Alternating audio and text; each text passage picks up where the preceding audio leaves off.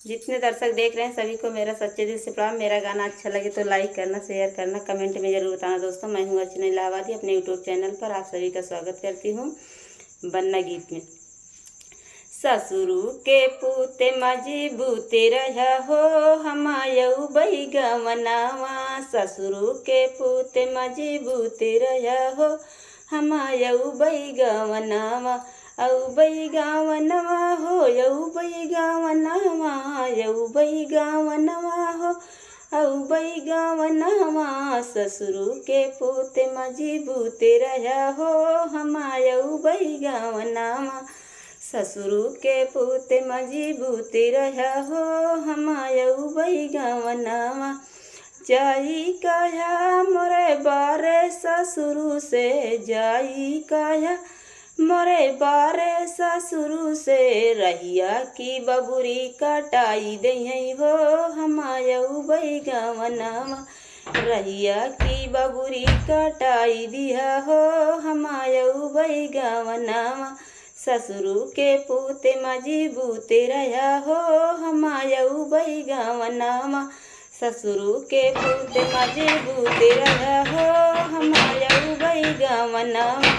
औ बैगवनवा हो यऊ बैगवनवा, औ बैगवनवा हो यऊ बैगवनवा। ससुरु के पूते मजबूते रहा हो हमायऊ बैगवनवा। जाई कहा मोरे बारे जेठ से, जाई कहा मोरे बारे जेठ से। डगरों की रहिया बेराई दई हो हमायऊ बैगवनवा। डगरों की रहिया बेराई दई हो हमायऊ बैगवनवा। ससुरु के पूते मजबूते रहा हो हमायऊ बैगवनवा। औ बैगवनवा हो यऊ बैगवनवा। ससुरु के पूते मजबूते रहा हो हमायऊ बैगवनवा। जाई कहा मोरे बारे देवर से, जाई कहा मोरे बारे देवर से।